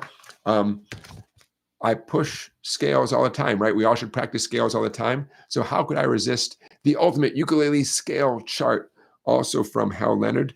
Oh boy, this is gonna be embarrassing. This is a used copy, right? I paid $3 for it. The retail price, $2.99. I actually overpaid. Well, moving on. Yeah, scales. Personally, I don't think of the ukulele as an instrument where you sit and practice scales, but I don't know why, because as soon as I saw this book, I thought, of course, it means scales help, especially your fretting hand, get fast and nimble, helps your dexterity, right? So why not practice scales in the ukulele? And I realized, geez, all this time it hadn't occurred to me. And so, yeah, this book, and kind of cool, they give you all different kinds of scales, major, minor, and kind of curious, they wrote this out in these diagrams, right? These neck diagrams, and they expect you to intuitively know to start with whatever the lower sound is and work your way up to the highest sound. That would be more obvious if they included tab, but to keep the book nice and short, and I'm sure they didn't want to invest too much money in printing this. Excuse me. They just did those diagrams. Sometimes I'm going to wrap this up in a second, but sometimes students are very confused about how this thing here can represent a scale, because they're accustomed to seeing a neck diagram representing a chord, right? And you put down 2 or 3 or 4 fingers and you play a chord, all the fingers squeezing at the same time. And so we have to have a heart-to-heart talk about when you're playing a scale, each note is separate and you play the notes one at a time. Okay, so what order do you go in? And you start with whatever the upper, the upper left-hand corner, whatever note is in the absolute upper left-hand corner, that's white because it's the root note E. Whatever note is in the upper left-hand corner, and you play that string first, those 2 notes. Then you move to the next string and play those 3 notes. And then you go to the next string and play the next 2 notes, 3 notes. And you wrap up, in this case, on that white, what is that, a square circle right there. Okay, so you go from low to high in terms of what the ear hears, but upper left to lower right. And hopefully, if any of you were confused by scales that are presented this way, hopefully that just clarified it a little bit. 1 string at a time, 1 finger at a time, 1 note at a time, different than a typical chord diagram. But the image is the same in that you're looking at the strings of the instrument and so on. Hope that helps. Okay, so there you go. 3 recommendations. Oh, wait, a 4th. Recommendations if you're pursuing the uke or if you are curious about pursuing the uke. My go-to book, which I like very much. I did not get this from a used bookstore, but this I paid full price. Very cool book. The book called How to Play the Ukulele for the Complete Ignoramus by Ted Parrish and Wayne Erbsen. I actually crossed paths with Ted Parrish very briefly in Chicago. We were both in Chicago at the same time. I knew of him. I didn't really get to know him, but very cool book, self-published. I believe if you get this book, I think, knock on wood, all the money goes to the authors. From 2015. Just a very, very cool book. Guess what he offers? Strum patterns. Look at that, a strum pattern. Makes it look easy because that's what you need to know, right? So on every tune, here's Man of Constant Sorrow. A lot of information about the song, about different recordings of the song, tips for playing the song, right? Now that's how you do it, man. Cool picture there of Ralph Stanley, right? And then here's the tune over on this side. Does he do the chord diagrams? Of course, those are presented. Does he have the melody?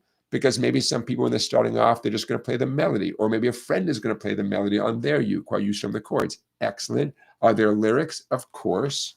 That's how you do it, man. And then extra verses down there. So if you were to only get one ukulele book, How to Play the Ukulele for the Complete Ignoramus by Ted Parrish, Parrish, and Wayne Erbsen, Erbsen. The publisher, which I think is them, is called Native Ground Books and Music. You can go to nativeground.com, www.nativeground.com. And hopefully if you buy it through that website, they get all the money they earn. There's a lot of tunes in this book. And they have other books as well. Okay, there you go. A little detour into uke land. I worked in a guitar shop in Chicago, and I took great pride in making nice little handwritten price tags for different instruments. that fell within my job description as I don't know what I was, the assistant manager, the assistant to the regional manager, I don't know, whatever I was.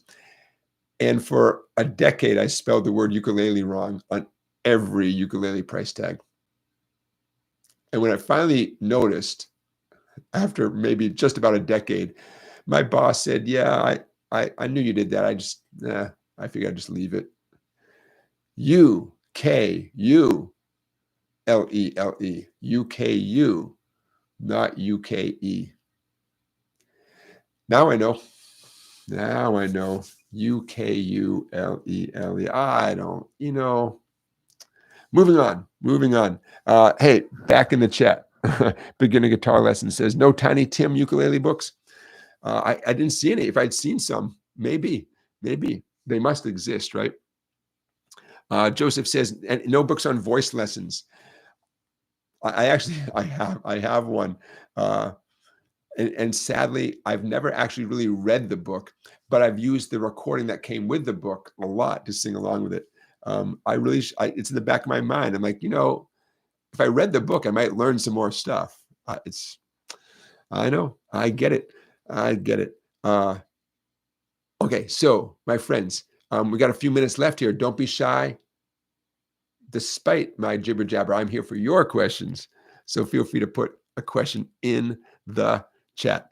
A while back, I mentioned a musician who I am a big fan of because he is so musical. Howard Levy, L-E-V-Y, Howard Levy, multi-instrumentalist, although he's known for his extreme ability on the harmonica, but he plays piano as well.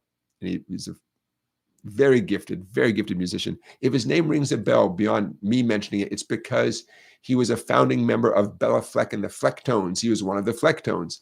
I don't know that he's a Flecktone anymore, but Howard Levy, certainly one of the most talented musicians that I ever met. He used to come into the music shop I worked at outside Chicago. And so why am I bringing him up? Remember we did the blues scale, and I said, the blues scale, the 1, the flat 3, the 4, the 5, the flat 7, and then Caddis, are you in the chat? Caddis is like, hey, don't forget the flat 5. I was like, right, you gotta have the flat 5.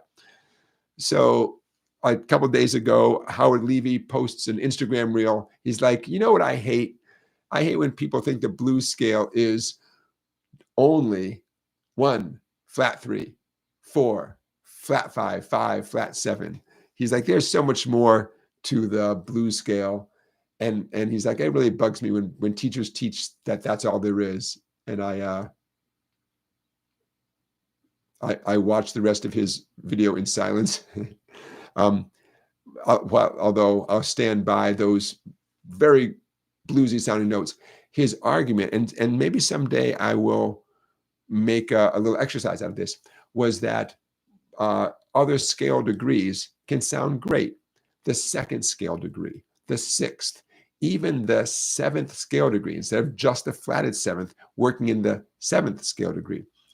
Even the major third, the regular third note, instead of only the flatted third. He said, it's all what you do with them, but everything can sound bluesy in the right hands, right? So his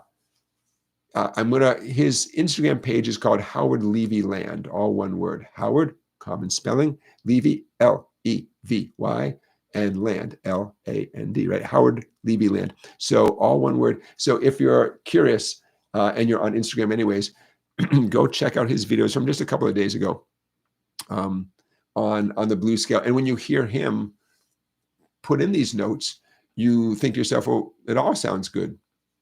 And that's his point. Even though he's adding notes that I personally didn't mention, because I did that thing that all teachers do, which is focus on the bare minimum. And he did not do that. So very cool. And that inspired me to think of how I can create a lesson plan to show you. But don't wait for me. You can check out what Howard Levy did as well. Hey, here's another thing I've been meaning to say to you guys, kind of a story, but it's a very cool thing that one of my students told me that he had done. And as soon as I heard him say it, I thought, oh, that's like a very smart path to success if you can get into this scenario. To sum up what he said to me, if you can find an excuse to perform the thing that you're practicing, you'll get better and better and better at it.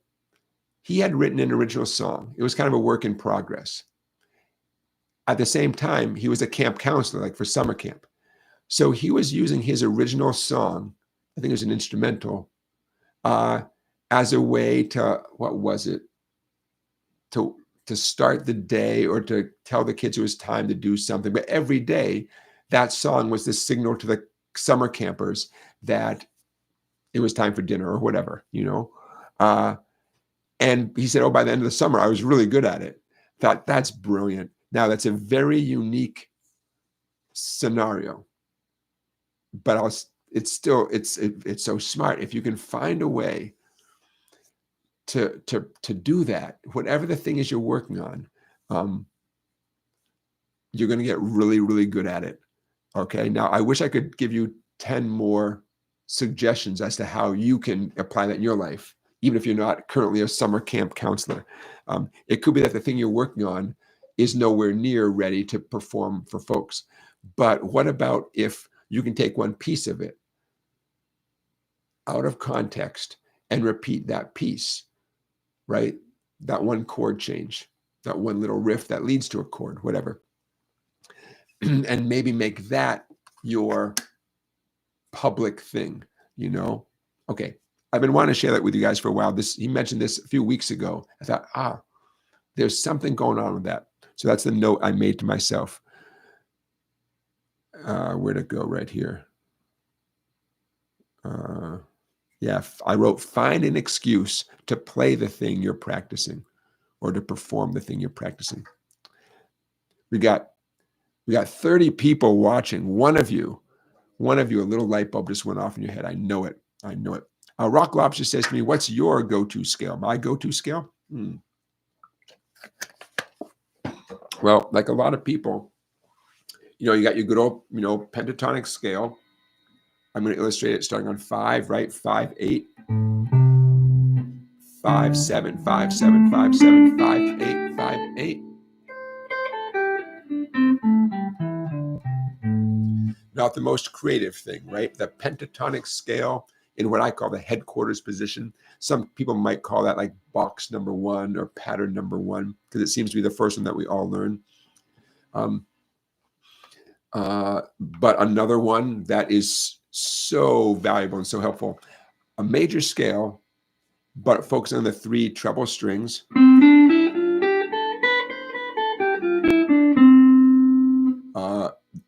I'm focusing on the 3 treble strings to keep it short and sweet, 1 octave, 8 notes, that's it. And also to make it very audible, right? We hear high sounds better than low sounds. So to hear a scale played with nice high sounds, it's a very useful area to play a scale so that you can be heard above other musicians, as opposed to playing it down low. Nothing wrong with that. You want to play scales everywhere. But if I had to pick one, and I do actually as a teacher, I pick the 3 treble strings. So what I just played was a C major scale. Of course, you want to memorize the patterns so you can move it all up and down the 3 treble strings. But a C major scale starting G string 5, G string 7, B string 5, 6, 8, E string 5, 7, 8. I'm using all 4 of my fingers. Notice how my hand is not shifting around, right? Let your fingers do the walk-in.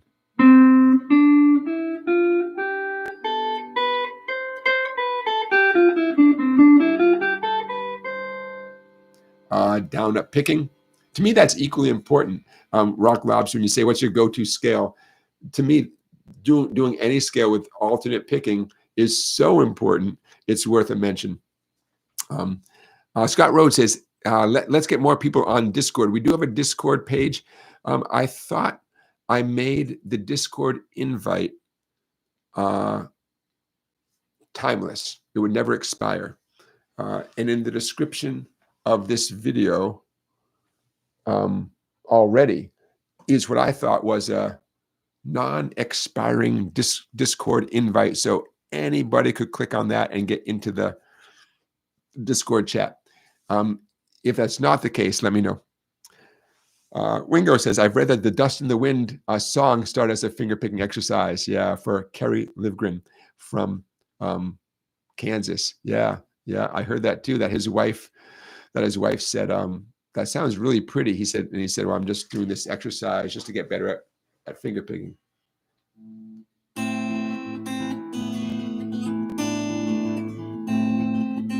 Right?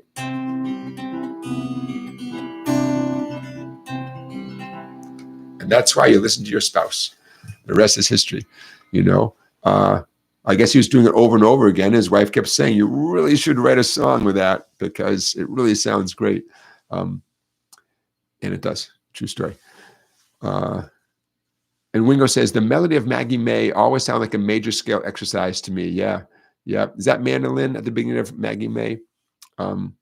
So much of our favorite music is so closely related to a major scale. Yeah. So if you practice scales, when you practice scales, there are going to be times when you recognize a certain riff. To me, my go-to, I'm going to go back to that C major scale. My go-to, name this tune.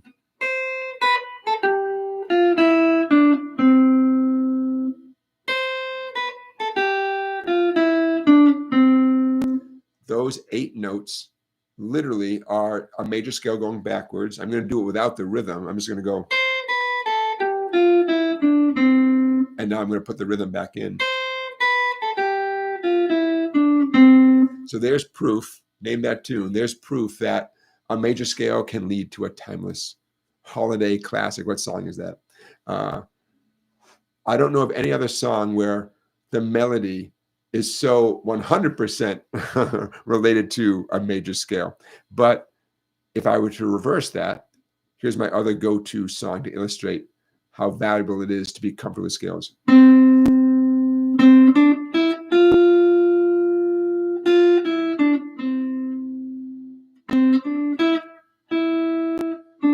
What song is this?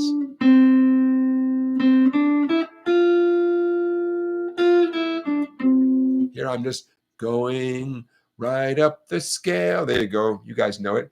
Then I go back. Then I go a little bit, no, not quite as high. Go back, right? Lean on me.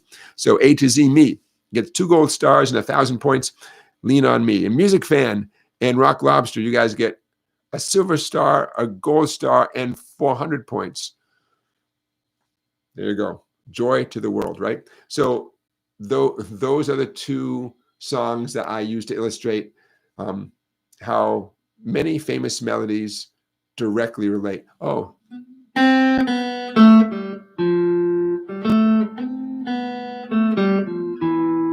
Okay, now this is not more obscure, but maybe not quite as recognizable. Name this tune. I'll do it with a C major scale.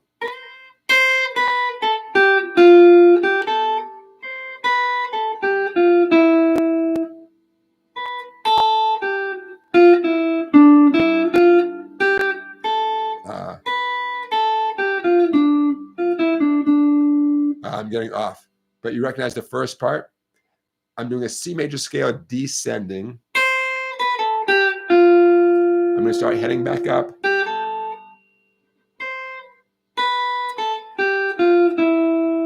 What's that tune?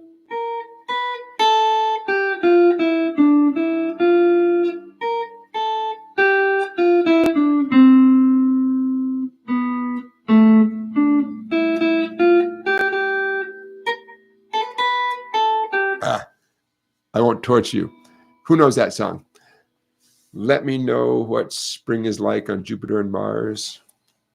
I'll stop playing it. It's a major scale, right? It's so directly going down the scale, then going up and then back down again.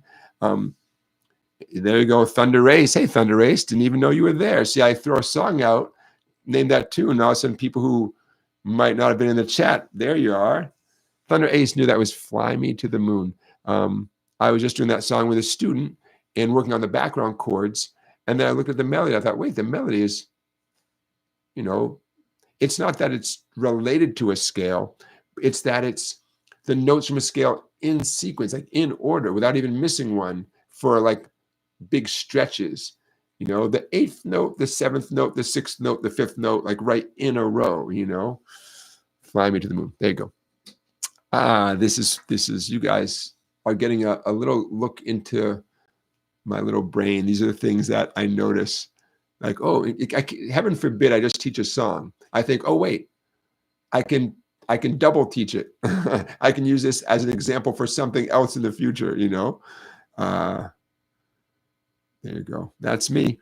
That's me. Okay. I'm Xing off a couple of things here. Just, I have my to-do list. Hey, a big one that I do not want to forget. Holy cow.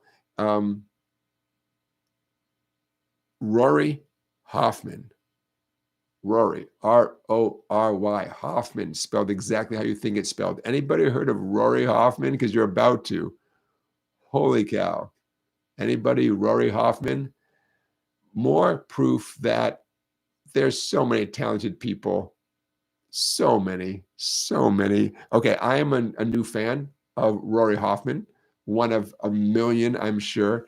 In fact, I'm going to put a link to Rory Hoffman performing in the description to this video. But an extremely talented gentleman. But bear with me for a second, because the video that I shared, don't go anywhere. The video that I shared, I really was struck by how the person who was sharing the video, I was struck by how they described Rory Hoffman. And I thought, it's a teachable moment. It's a teachable moment. Okay. Bear with that. There we go. I found it. Oh, I made a note, but I don't know if okay. So don't go anywhere. Rory Hoffman, an extremely talented guitarist, but he really plays a variety of instruments. To whet your appetite and to give you something to think about, the description of the Rory Hoffman video that I will post a link to in the description of this video. The guy says Rory Hoffman is one of the best musicians alive. And to skip ahead, he says about Rory Hoffman, he can hear everything. He can hear everything. What an amazing way to describe a musician. What do you guys think of that? He can hear everything. That's different than saying he's so fast. That's different than saying he knows every song, or he plays with such passion, or whatever. All very great accolades. All those things are great things to hear about a musician. But my little head exploded when I heard this guy say, "Oh, Rory Hoffman, he can hear anything." Oh, what a cool description. He goes on to say, he's not just playing licks and patterns. Rory is the real deal. A blessing to get to hear him play. He can hear anything. So what does that mean to you guys when you hear someone described that way? Thoughts, comments, questions? He can hear anything. Rusty Guitar says, yes, that's what I'm trying to learn. Ear training, to hear something and be able to play it on guitar. That's an excellent example of what it means that someone can hear anything. I mean, I can't think of a better compliment. So here's how I interpret that. The musician in question, in this case, Rory Hoffman, hears possibilities and chooses which ones to play, chooses what to do with those possibilities. An example in the video that I'll link you guys to, he sings harmony along with his own guitar solo. So he's playing one thing and he's singing a different thing. Oh, it makes me want to go practice. You know, I want to do that. You know, that would be a very cool ear training exercise. You know, someone can hear anything. They know how to enter a tune. The link is him playing that song Route 66. You know, I get my kicks on Route 66. Paul McCartney, you know, hearing a harmony part that he can sing. Maybe John Lennon writes a tune. Paul McCartney comes up with a sweet harmony part. For example, George Harrison coming up with a great guitar part. I know I'm on a little bit of a Beatles kick right now. Here's my current thing about the Beatles.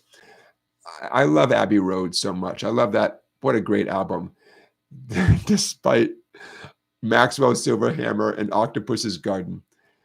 But I have to admit, when I hear Octopus's Garden, George Harrison's guitar playing is so tasteful. It's so good. I try to tune out what a dumb song it is on such a great album and tune into the fact that George Harrison sounds so good. Well, I felt that way for years. Fast forward to just recently, hearing George Harrison talk about Octopus's Garden. Ringo had written a song and George wanted to help Ringo, like, help the song be something. Wanted to, like, okay, it's a George Harrison apparently liked the song just fine, better than I do. And George Harrison said, okay, well, let's make it as good as it can be, you know? Well, now I hear the song in a different light. I don't just hear George Harrison played some sweet guitar on top of a tune. I hear George Harrison connecting with his buddy, you know, and saying, all right, fun tune, I get it, right? Come on, we're friends, we're in the band, let's make it a great song, you know? I hear it a little bit differently now. So what's my point? Big ears, you know.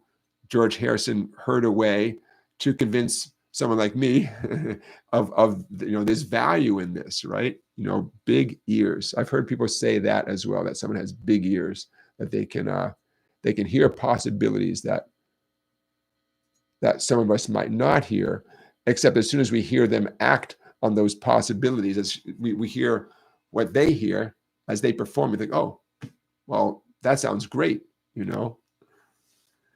My little music studio right down the hallway there, I've got so much crazy stuff on the walls, just different pictures and my old motorcycle license plate and just a lot of crazy stuff, right?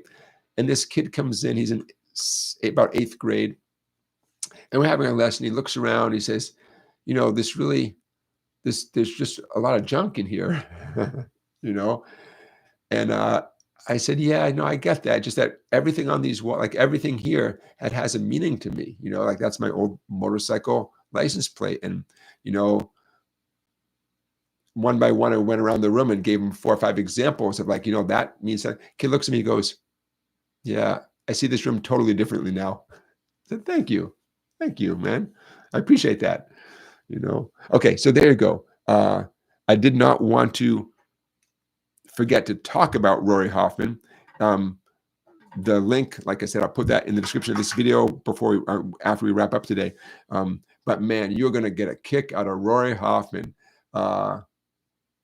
If you dig deeper, you'll find videos of him doing other stuff besides playing the guitar, including whistling, like you know, bare lips whistling. He's a good whistler, but an extremely musical guy that now he's on my radar, but 48 hours ago, he was not on my radar. Oh, man. Holy cow. All right, bikers, song bikers. It's just about time for us to wrap up. I hope I answered your questions. If there was a question in the chat that I missed, please ask it again. If it's an emergency, call 911. Otherwise, save your question for next week. You can always email me, info@song-bike.com. Hey, Rock Lobster, thank you for your super chat. A super chat is your way of contributing to what we do. It keeps me in pens. My other Sharpies are wearing out little by little, but I haven't opened this one yet.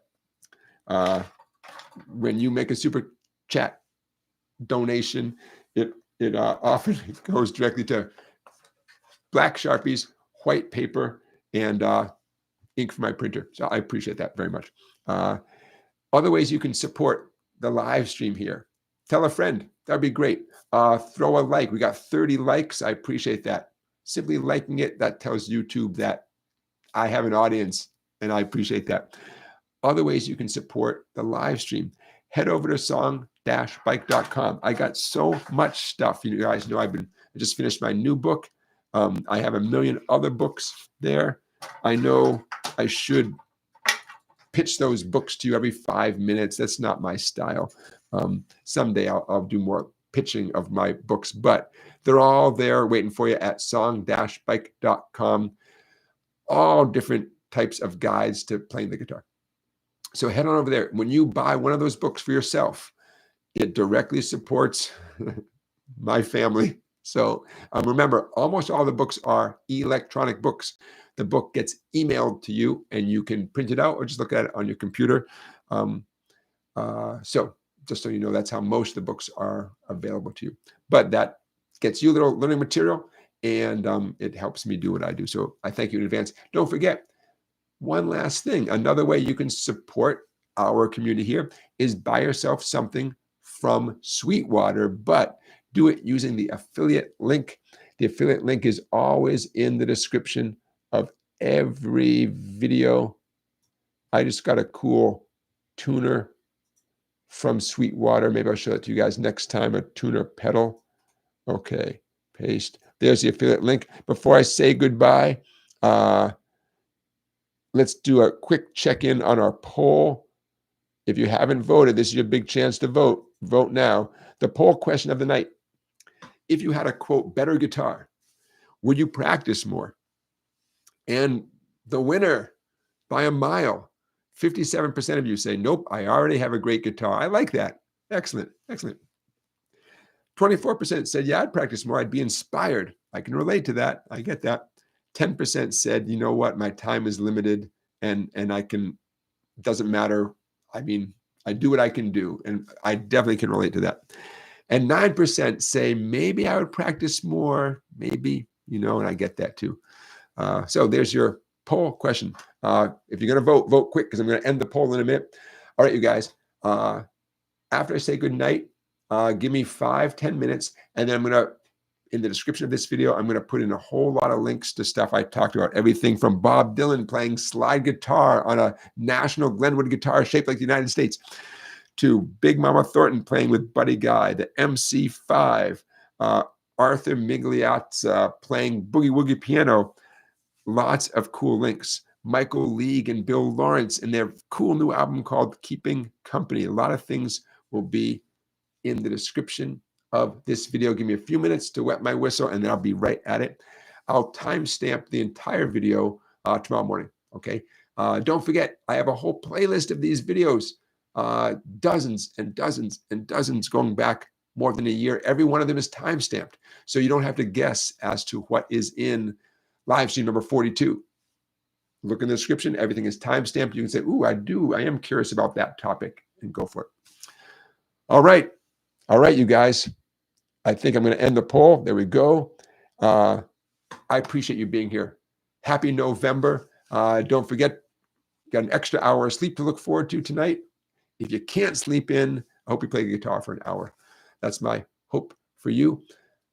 Next week, we'll talk about some Grammy nominations. We'll talk about another guitar play-along. We're going to have fun, whatever happens. All right, you guys. See you next Saturday. Take care. Be well.